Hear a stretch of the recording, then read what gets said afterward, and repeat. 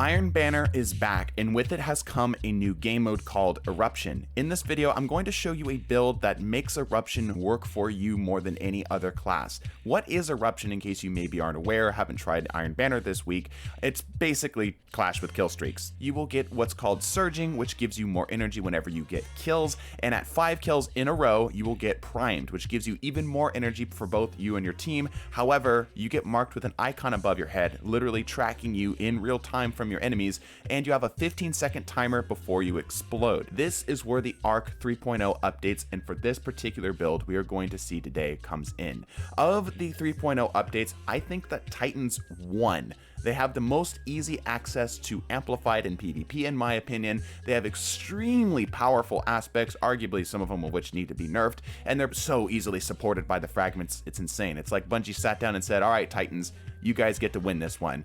Already good supporting exotic armors for the Titans as well have gotten even better with the 3.0 updates. Things like Dune Marchers, Insurmountable Skullfort, and ACD Zeros are all really great options, but there's a particular neutral exotic that is, I think, the best option for this new Titan. Let's talk about and break down the actual specifics of this build, starting with one-shot melees. There's two primary ways to set this up. You can either do this by the Spark of Feedback fragment and the knockout aspect, knockout giving you a bonus to melee damage whenever you break a target shield, melee kills giving you both amplified and health regeneration, and feedback giving you a straight 50% increase in your melee damage whenever you take a melee yourself. There's another way to do this, however, which is Seismic Slam, which is your shoulder charge, plus just a little bit of seasoning. What seasoning am I talking about? Well, first, no time to explain, our primary weapon for this build. It's a great and slightly hated pulse rifle. The Portal Buddy is strong and great at out DPSing targets and giving you a bit of forgiveness. It's a strong archetype in general, and it has decent stats. We also have another option, however, which is the Slug Shotgun. I'm using the Sojourner's Tale, which is a solar shotgun, but any will do. My particular role is quick draw plus opening shot. Anything that you find particularly useful for you is fine. If you can get an arc shotgun that's also a slug, even better. But why specifically a slug shotgun? 150 damage on the body shot from a slug shotgun may not kill, but it will always proc knockout, allowing you again to get access to increased melee range, increased melee damage, health regeneration on a melee kill, amplified, etc, etc, etc. What's great is that the slug shotgun will reach out farther than the normal spread shot shotguns to allow you to get this damage profile to hit and allow your seismic strike with even just the slightest tap from this thing to guarantee a seismic strike kill following. Plus, if you're good, it's just a strictly better range for a shotgun. You just have to be able to hit your heads. This build also has a huge amount of freedom of movement. The Juggernaut shield is a 50 HP shield that is a separate entity, meaning that even if it's the maximum amount of damage like a sleeper simulant, it will absorb all of it and will protect you on the other side. This shield is easily refreshable through the Spark of Focus, which will give you class ability energy whenever you are sprinting, and we can use that Seismic Strike for even more freedom of movement, just closing the gap or getting out of a bad position. But on top of all this, the real cream of the crop, the real reason this build feels so good and is so consistently powerful at shutting stuff down is the Antaeus wards. In my opinion, the most slept on PvP Titan exotic. What you may not know is that while the Antaeus wards, yes, do project a reflective shield in front of you, this is not strictly speaking a shield like the Juggernaut shield is. This is more like a buff that gets applied to the actual player using it, meaning that you can technically use this buff while you are doing other things. In particular, you can cancel your slide when you have the reflective vents after sprinting for a little while up into a seismic strike to give yourself what is essentially an invincible shoulder charge. It's devastating. Another source of the seasoning for this one-shot melee is just the Antaeus wards just doing BS to the target, or just BSing a kill for us for free, like so. On the blade barrage. I'm alive! I got him with his blade barrage! Let's go! So in total, you have effectively a 50 HP window, of which is refreshable as long as your shield isn't completely broken for you to move around with, Seismic Strike for increased movement for a quick jump left to right, back and forth, and about a half a second to a 1 second shield of invincibility after you slide with the Antaeus wards.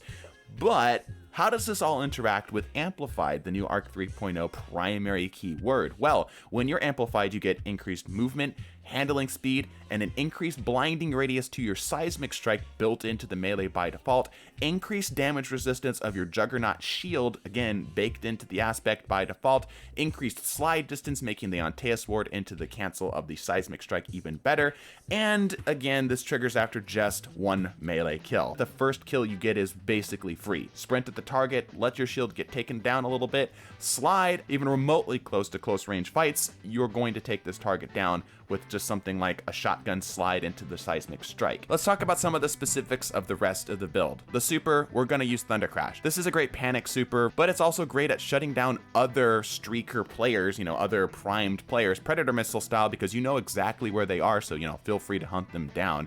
And also it's great at shutting down supers, and like I mentioned, because it's fast charging, you're likely to get it up first, which means you're going to be able to stay on top of the snowball. Flashbang for our grenade. This is just for general utility. Really, we're using this to blind targets so we can make our aping a little bit easier, just to remove their radar. For our class ability, we're using thrusters. We hardly ever use the thrusters, but it's the fastest cooldown, meaning that we're going to be able to get our Juggernaut shield up quicker. And it's also good if you're in a pinch, if you need to quickly dodge away or whatnot. For our stats, you're going to focus on high recovery, high resilience, and high strength. The seismic strike is really important to your overall movement options, and resilience, of course, gets you your shield back faster. All of this just plays further into their goal of this build. For your helmets, look for pulse rifle targeting. For your gauntlets, dexterity or pulse rifle loaders. For your chest, you're going to want to run both unflinchings, as you're going to be probably going back and forth between the pulse rifle and the shotgun.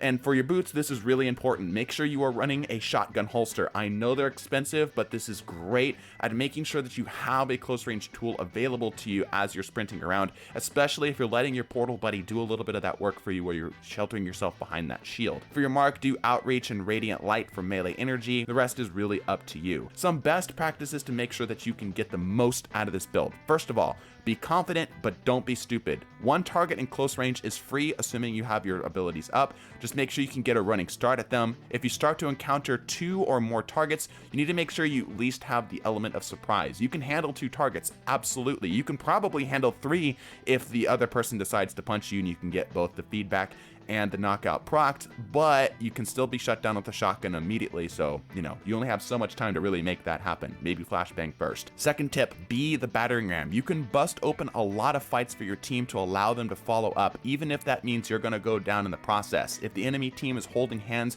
you can be the phalanx shield that busts that open and allows your team to actually get some one-on-ones. Practice the sprint, the slide, the shoot into the shoulder charge all in one nice clean movement. If you can nail this, like I mentioned, that first kill could very easily be the easiest kill you've ever gotten in your life. Practice the reflection timing. It takes about, I don't know, like 0.3 seconds, 0.25 seconds. It feels a little bit later than you might expect. If you can get really good at timing this, you can kill people with their own weapons and don't need to waste your ammo or your abilities. One tip that I've learned is that there is a moment of weakness from when you have your shield up to when you're actually sliding with the Antaeus wards. There's a moment where your Juggernaut shield will go down when you first initiate the slide before the Antaeus ward's buff will trigger and give you that invincibility. So, just keep that in mind as you're going in. Make sure that if you are deciding to slide into a target, you are full committing to kill everything else in that room. Shotgun into the melee, try to just punch things if you see that you get punched yourself and you killed the target yourself to get that, immediate one-shot shut down with the melee. Slide is invincible, like I mentioned. Use it to seismic strike bail on a fight. Slide out and then seismic strike to immediately get yourself out of a bad situation. If you are primed in the eruption game mode, keep moving. Laning will do good against established teams that already have a backline set up, but those will quickly turn into a man advantage against you unless your team is right there with you as well. If you aren't communicating with your team, it's likely you're probably just going to have to try to break out a 1v1 or just chance it and try to get a single kill that can then chain into other kills. You're marked. You just got to play it smart, play it fast, play it aggressive. Lastly, my biggest tip probably is just throw Thunder Crashes out often, especially in this eruption game mode. There's going to be a lot of super energy going around if you are playing this correctly, so getting that Thunder Crash up and allows you to dive into those, those teams to keep the eruption going. It's the way to go. Also, don't be afraid to shut down a super, as those can easily snowball into more supers from them getting primed themselves. If you enjoyed this video, of course, leave it a like and subscribe and all the other stuff. I always appreciate it. If you like this particular style, we might end up making it part of our mainstay series. But in the meantime, bless your faces and deuces.